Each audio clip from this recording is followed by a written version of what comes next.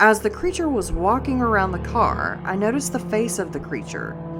He has a normal face of a dogman. Dogman, Bigfoot, the Pale Crawler, all these cryptids we've come to know and fear.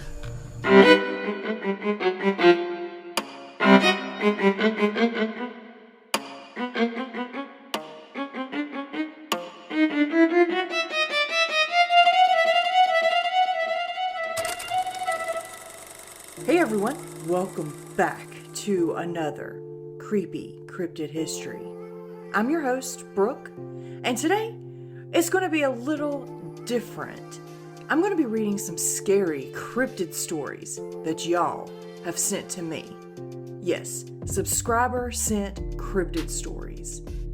Now, I know I said I was going to go live to read these stories, but I feel like sometimes when I go live, I focus more on the chat than on the stories themselves because there's so many people in the chat. So I was thinking, not going to stop doing lives. I might start doing Q&As for lives only, and then read your stories that you send me on videos such as Creepy Cryptid History. Only because the stories are too good to not delve into a lot more and pay attention to more. Like I said, I feel like the lives just kind of take away from that aspect of me really getting into the story. You know what I'm saying? I hope you do. So don't forget to hit that like button, share, subscribe, and hit that notification bell. I do upload these videos very often. Now, without further ado, let's go ahead and take a walk into the forest. Hey Wolfpack! So yes, I have taken the Christmas decorations down, so I needed a couple days to do that, and I appreciate y'all being patient with me. Like I said before, this is going to be a little bit of a different creepy cryptid history. I plan on doing something different with my lives in the near future. More of like a Q&A, so I can really focus on your scary stories that you sent to me. Now, I have a couple stories for you today from subscribers. Most of them come from the comment section, and they're pretty darn spooky. Y'all have seen some really creepy cryptids and other things in your life, so I can't wait to start sharing these. Now, this very first one comes from Gary Francis here on YouTube, and he left a comment stating, September 24th, 2024. I pulled off the road to eat lunch. I've finished eating and I'm placing things back into my car trunk. I slammed the trunk lid and I looked around the area and saw a figure on the ridge. It looked like a hunter in a ghillie suit, and it had dreadlock-like things hanging from its head. 12 of them maybe. It was dirty, white, and had a short neck, tall and lanky, and I saw it from the waist up. I went up to where I saw it. My car looked small compared to the figure. I could see it easily, but I had to squint into the camera to see it in my car. I believe it was on 4 legs because of its strides and movements to complete the stride. I'm hearing a lot of gunfire below me, and it persists until I leave. I believe that the people shooting are trying to scare that figure. It was not a figure or a cryptid I've seen on YouTube. Certainly twice as big as my Ford Taurus, because of how easily I could see it on the ridge. Compared to how hard it was to see in my car from the spot, I saw it was proof of the size. I'm going to describe the area I seen it. It's sage flats with rotten lava boulders strewn all about, perhaps within 400 yards of me. A fire has burned here within a week before because I last traveled to the road about that long ago. No tracks of anything that large. One track looks like it was long, with a space between the toes and the heel. The track I took pictures of was about 4 inches in diameter, with toes clearly imprinted. That looks so small compared to the figure I saw, though. Wow, that is a crazy story. So, the creature spoken about said it looked like it had a ghillie suit on, looked like it had dreadlocks, tall and lanky, white, short neck. Wow, I'm just thinking of what that could be. Maybe a type of Bigfoot, or I don't know. That's what my mind automatically went to, was possibly a Bigfoot. But guys, what did you think about Gary's story? Let me know in the comments below. And Gary, thanks for sending in your encounter. Now, this incident is by John Torres, and he writes in the comment section saying, I saw a giant black dog the size of a cow one night in the summer of 1979 as we walked home from the boys' club carrying a box of grapefruits we'd been given.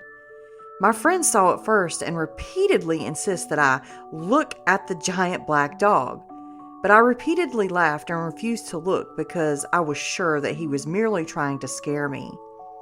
But then I looked, and there it was, staring right at us, standing in the middle of the street, calmly staring at us. I took one look and dropped the box of grapefruits and was off like a bolt.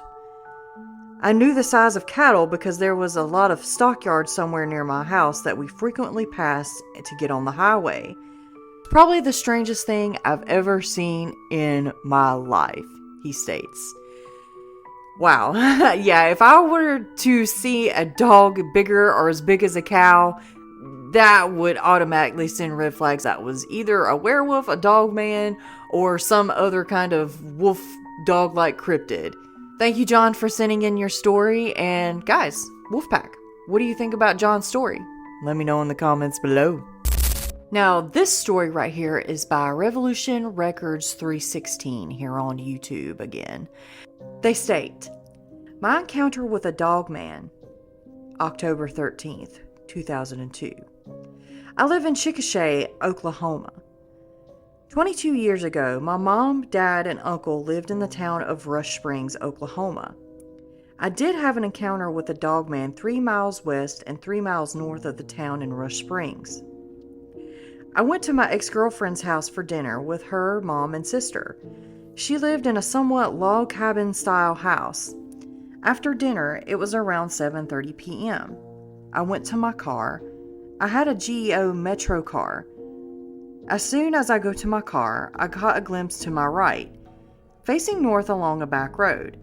I see about 1 mile to 1.25 miles a black mist manifesting into view. The mist looked like it was standing up, from what it looked like from my view. Then I saw the mist go to a wide black form. I got into my car and took off.